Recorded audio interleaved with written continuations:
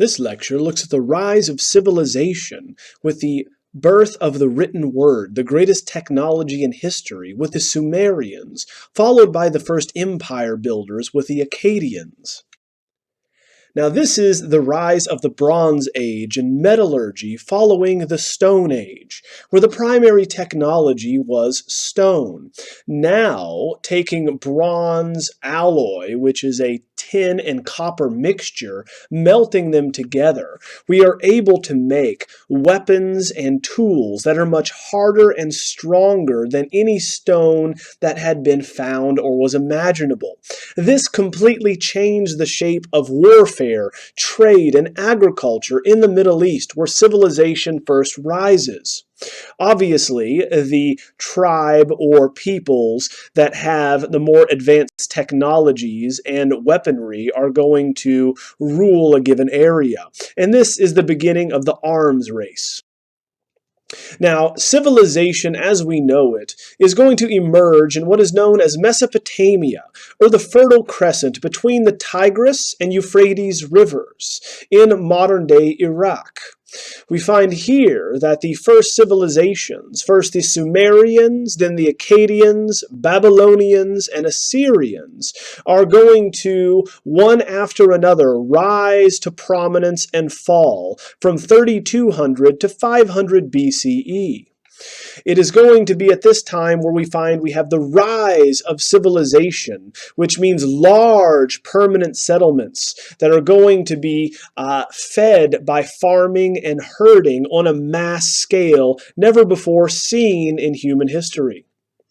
Now, the civilization that is built on the sides of the rivers, the Tigris and Euphrates, are going to be entirely dependent on that water source. For it is only in this area that sustains life in the Middle East, which is primarily a desert.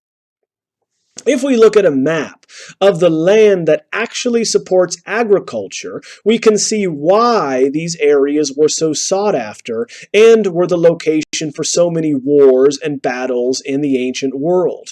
We are fighting for resources with other humans. Egypt is going to be protected largely from invasion due to swamps or marshes in the north and then the desert on either side of it. However, the Middle East and modern-day Syria, Iraq, and Saudi Arabia, these are not going to be protected by natural physical barriers. Therefore, they are open to attack. It is in this area that we have annual floods that are going to occur when snowfall in the mountains are going to melt, thus making their way down to the fertile plains, bringing with it the silt and the rich soil that is deposited here. And so we have, much like fertilizer, very rich farmland that is going to be irrigated and taken advantage of by the first civilizations, beginning with the Sumerians. So here, the first civilization that invents writing in ancient Sumer, known as the Sumerians, are going to be not a unified nation, but a series of independent city-states in southern Iraq. These are going to include Umma, Girsu, Lagash, Uruk, and Ur.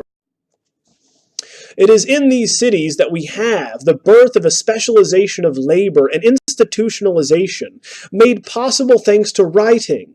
Once we now have enough resources and food to feed thousands of people, and everyone does not have to be engaged in making the food and raising it and harvesting it, this leaves open the possibility for humans to specialize in other things, such as learning how to read and write. Now, the first pictographs as we know them are going to be written with a stylus beginning in 3400 to 3200 BCE. Read from the top to the bottom, from right to left, the opposite of what we understand as English, we have cuneiform, which comes from the Latin term cuneus for wedge-shaped. So this is not what the civilization referred to as this first writing, but it develops in a similar fashion to all civilization. That is to state, it is going to begin with pictographs, that being pictures of what they wish to represent, which then are slowly abstracted into straight lines, vertical and horizontal, until they finally are going to be simplified enough to be understood as letters and words themselves instead of pictures. Now, the first records that we have using writing actually do not record religious transcriptions or the gods or the great deeds of heroes, but instead are used for business records. And this is what we need to understand about humanity and technology. As we are well aware, necessity is the mother of invention, and we have thousands of people and a need to keep track of who needs what food. And so therefore, we develop a way in which to track foodstuffs and the population. Now, we find that it's Sumerian, in which the Epic of Gilgamesh is going to be written, chronicling the adventures of the Sumerian king Uruk, who seeks the secrets of immortality, the first epic in all of history.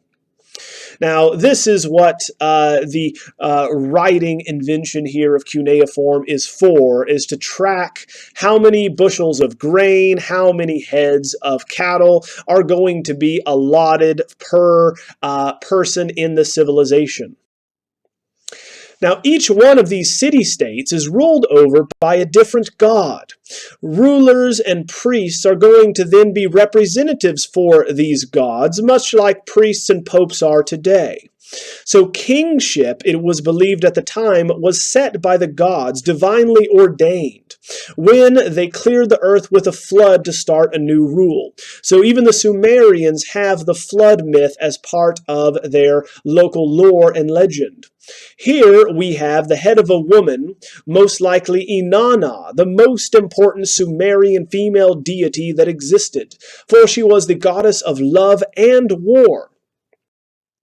Now, originally, this would have been a full-sized wooden body, polychromed, that being painted to look as realistic as possible, with a wig and inlaid eyebrows and eyes, most likely cowrie shells again, that were painted.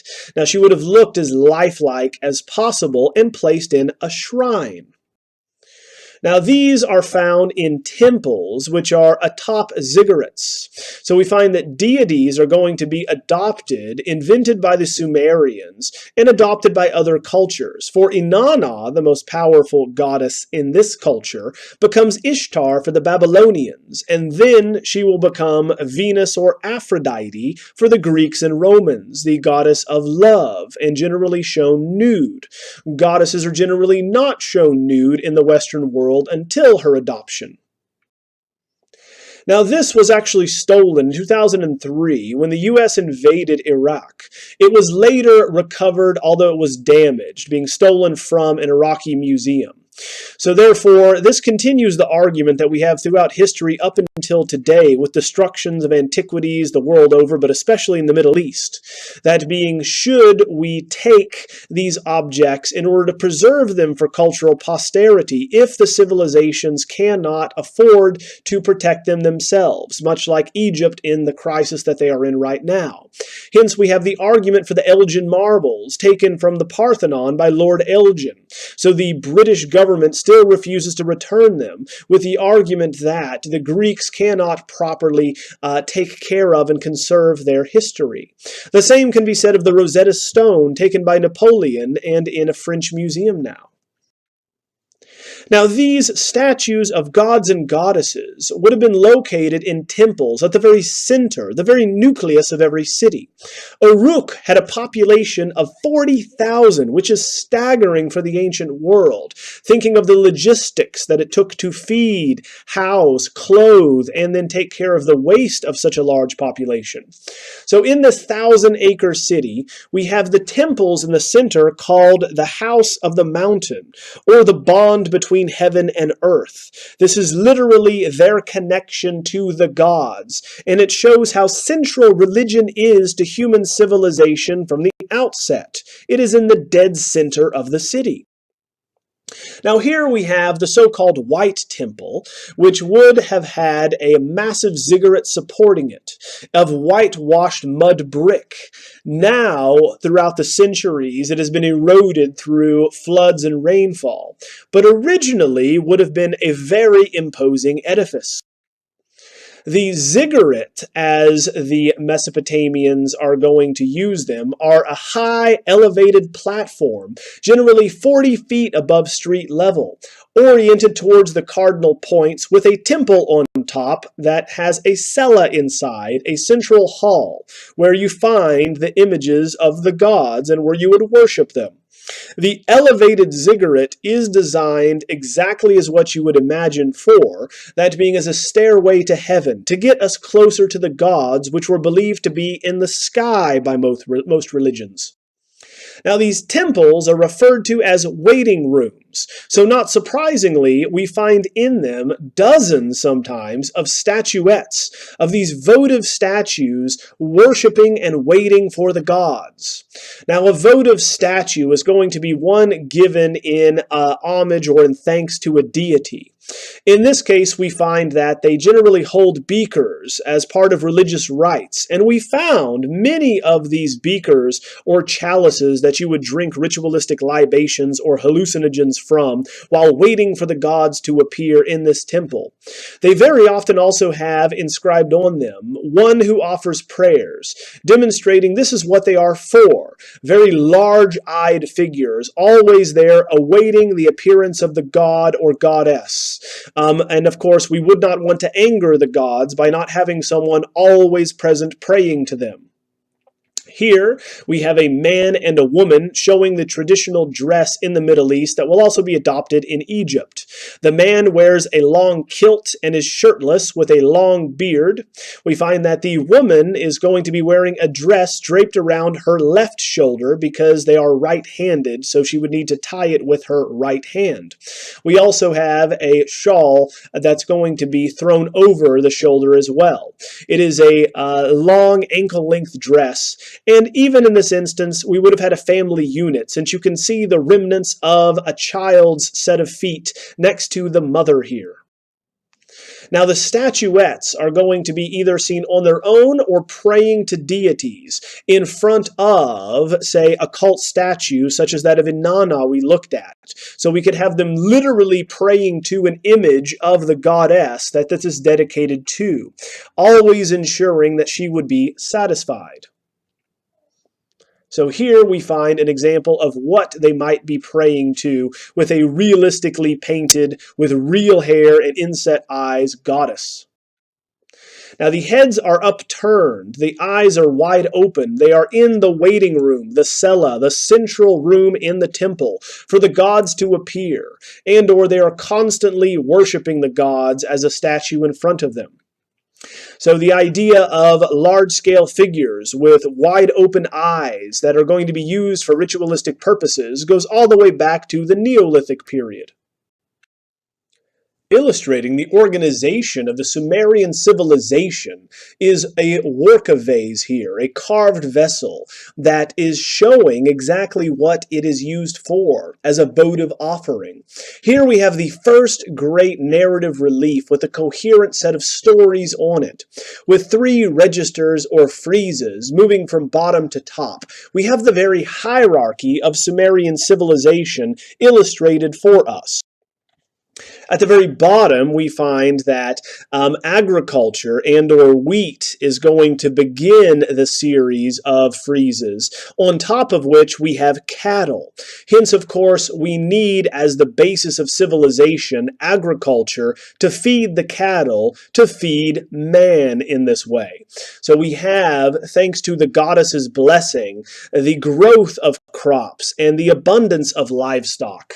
Again, the livestock is going to be shown in composite view with the eyes in profile. The horns are going to be seen frontally and the legs are in profile. Men as well are shown in composite view carrying votive offerings to the goddess above, all of them being nude men, not women in this instance. So they carry additional crops and animals in order to give in thanks as a votive offering, which is a gift in thanks to a deity for something they have done for us. Now you find that the men are going to be shown in profile with their legs and arms, but their eyes are shown frontally. Finally, in the top register, we have the gifts presented to Inanna or a priestess, we are unsure, but the hierarchy of scale certainly suggests the relationship to divinity, as we have in the hierarchy of scale, the larger a figure, the more important they are. And this is, of course, the way in which mankind has understood the associations of scale throughout history. More important things will always be shown larger by proportion. Now, we find that behind the goddess, we find figures that are tiny, carrying these ritualistic libations, are going to be propping themselves up on the very beasts that were given to them by the goddess. So here we have a votive offering showing votive offerings, that being it is a gift in gratitude to a god, in this case Inanna.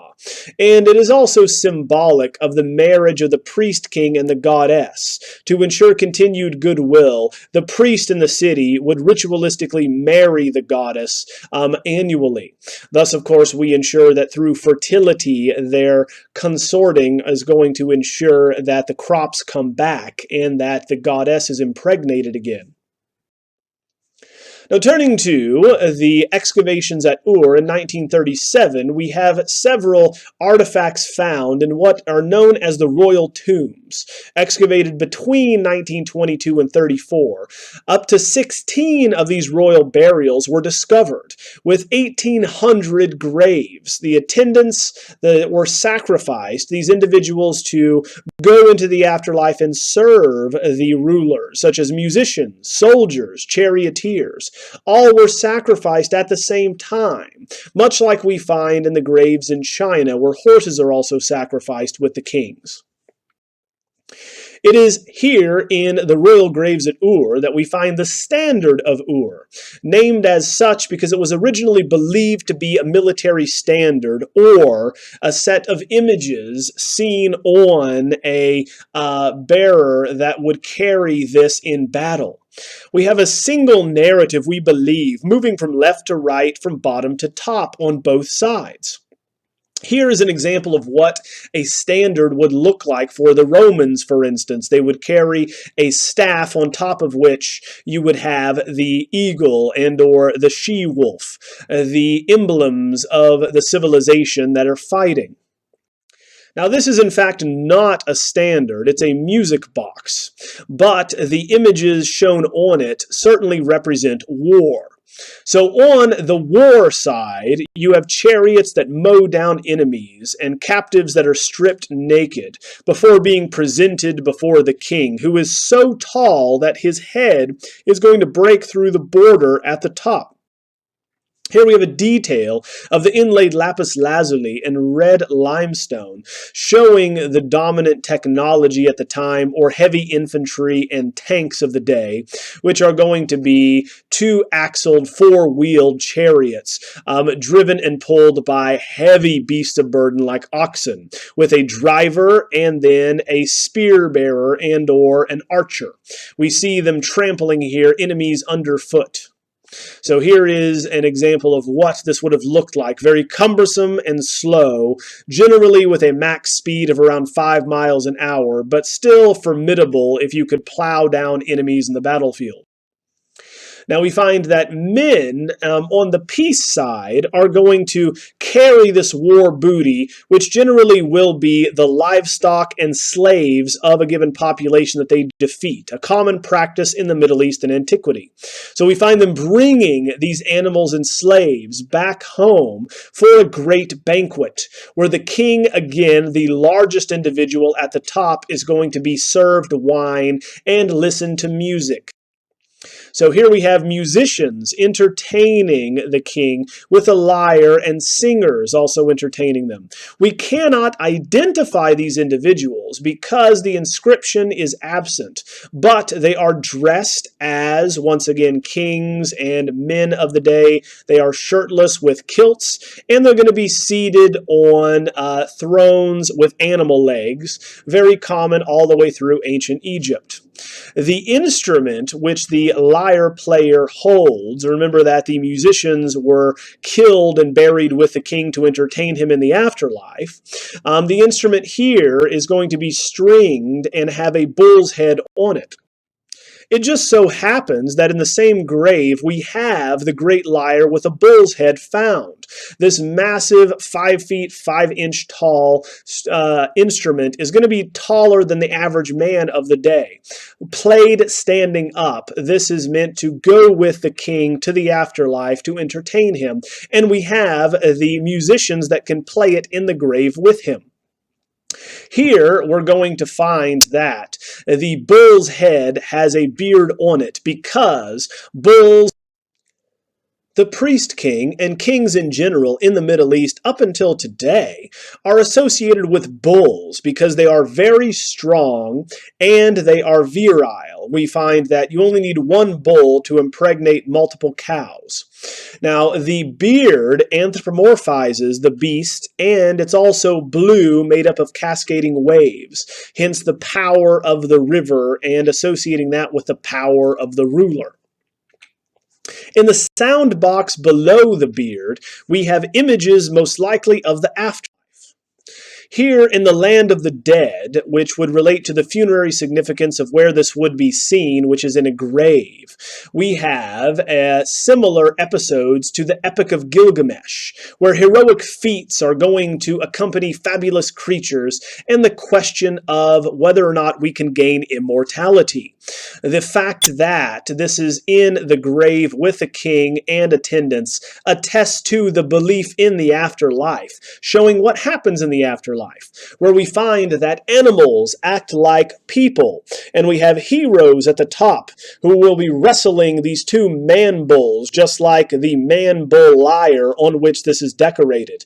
Below we have a dog with a dagger and a laden table. We have a lion carrying wine, we believe, with a flask. Below them, a jackal plays a zither, similar to the stringed instrument which also has a bull's head decorating it, while the bear steadies this instrument. Below, you finally have a scorpion man, behind which is a gazelle with goblets, all of which remind us of later medieval bestiaries in which animals act like people, giving us the characteristics of animals taken from Aristotle's Physiognomica, and or the belief that we all have animal traits that can be seen in what animal we look like. Turning to the Akkadians, we have the first true king, is what his name means, Sargon, establishing the Akkadian dynasty, in which we have a new concept of royal power, where loyalty to the king is paramount, not the city-state. Thus, we have the ability to transcend small, local, regional rulers, to have an absolute monarchy ruling over a vast, vast area. So we find that we expand the extent to which Akkad, hence the Akkadians, is going to extend out to. Now, we find that Sargon is going to impose on the people he conquers a terrifying image. And like Moses, early on, he is protected by the gods, hidden in a basket of reeds and sent downriver. He is raised by the gods to protect him, specifically Inanna, who becomes Ishtar for the Babylonians. She, in turn, is going to kill the current king, making him urinate blood and pus from his genitals. And she does so to put Sargon in power. Thus, people should fear him because gods are on his side and will punish them. To show the true extent of this new godlike ruler, we give you the head of an Akkadian ruler here from Nineveh. As you can tell, the image is incomplete because the eyes have been mutilated and gouged out, and the beard has been broken off.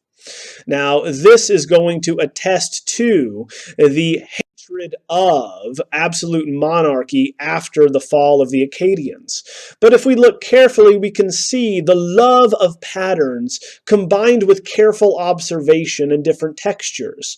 Obviously, no one's beard naturally looks like this, and even though we have a middle-aged ruler, we do not have any wrinkles or creases on the face. No crow's feet, no wrinkles around the nasolabial fold. We have a perfect individual that is going to be decorated with perfect patterns.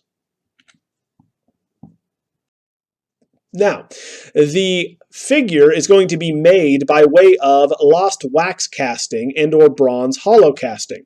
As we discussed, this is going to be made by way of creating the form you wish to reproduce in another material, in clay generally, covering it in wax, and then burying it in the ground. We then will pour molten bronze into holes that are pre-set or cut, and then pulling it out of the ground once it dries, scraping off the excess material, and polishing it. We then are given here the earliest monumental hollow casting, whereby in the head alone being over a foot tall, we would have had a life-size figure originally. Now, when the Medes sacked Nineveh, this was mutilated as a political statement, which still occurs till this day. Anytime an unpopular ruler is overthrown, their visage is going to be attacked. As in 2003, when Saddam Hussein fell, his statues were torn down and viciously destroyed with hammers and any object that the locals could find. And in other areas of the world, the same can be seen, carrying out the hatred of an individual on their effigy. Now, turning to the victory stele of Naram Sin, we have a relief stele, which is going to be much like what we think of as a tombstone today. It is going to be a flat piece of stone that commemorates an event or marks a grave. One of the first stelae on record to show a specific event or achievement is going to be what we see here with Naram Sin, the grandson of Sargon and of the Akkadians. Technically, when we get to the Egyptians, the Palette of Narmer predates this at 3100 BCE, but this is still one of the earliest examples. Here, the grandson of Sargon, who calls himself the king of the four quarters, shows himself as the ruler of earth and as a god. Now, this chronicles, as is read in the text on the stele, which Naram Sin walks up to with two sons above. This chronicles the victory that he had over the lullaby people. And in the inscriptions, this says he was victorious, and then the second set of inscriptions were added after this was taken as a spoil of war. We find that in presenting Naram Sin and his army versus those he is attacking, it is as though we are comparing order to chaos. His troops are orderly, they are lined up in a phalanx parallel to one another, and are well disciplined. The enemies are going to be cowering and or dying in front of them in a chaotic cacophony. Now, through hieratic scaling, or the hierarchy of scale, Naram Sin is much larger than his adversaries because he is godlike, hence more important than them. He carries with him an arsenal of weapons, much more than any individual soldier would ever have in the ancient world. He holds a spear, a battle axe, a bow and arrow, all of which would only be carried one example per soldier. Now, this showing his power is also going to be coupled with and parallels the divinity shown in his horned helmet, because horns were associated with priest kings, hence divinity. And this is shown in a composite view, so much like a Viking helmet, it is seen from the front, so that you can see there are two horns, while he is shown in profile. Now, the divinity associated with bulls is going to carry on and will be appreciated and worshipped up until this very day. Now here we have the first time in which horizontal registers are rejected, and we have one entire scene brought together for a single narrative purpose. So a wonderful evolution in a very short amount of time in Mesopotamia. Now, the Akkadian Empire falls in 2180 BCE to the Guti people. The Sumerians then regain control of their small empire and expel the Guti in 2112 BCE. It is here that we have King Ornamu of Ur reintroducing the Sumerian language and sponsoring new building programs. We also find that he introduces a new headdress or crown with overlapping horns that we will see here shortly with the Babylonians and Hammurabi. Part of his building projects is a massive ziggurat, one of the best preserved that we have in the Neo-Sumerian state in the Middle East. Dedicated to the moon goddess Nana, which is called Sin here, not to be mistaken for Inanna, we have the ziggurat, though the temple does not survive. The platform on which it sat does. So here we have a reconstruction with the base of mud brick, 200 feet by 141 feet across. A massive, massive structure, which you can tell from the man standing on it at the left. Now, the stairs leading up to the temple literally show us what this is used for, as an elevator or direct contact or conduit to the heavens. Now, the increased slope of the walls, as the Sumerians learned, prevents the puddles from forming at the top and allowing rainwater to cascade off of the structure. Therefore, it survives intact, whereas the earlier White Temple does not. So here in ancient Mesopotamia, we have the emergence of monumental temples to the gods and the new conception of godlike rulers, both of which are necessary in order to understand and lead to the Egyptians. So next time we will continue on with more of these cultures in Mesopotamia, looking at the Assyrians, Neo-Babylonians, and Persians, with the establishment of the first universal law code.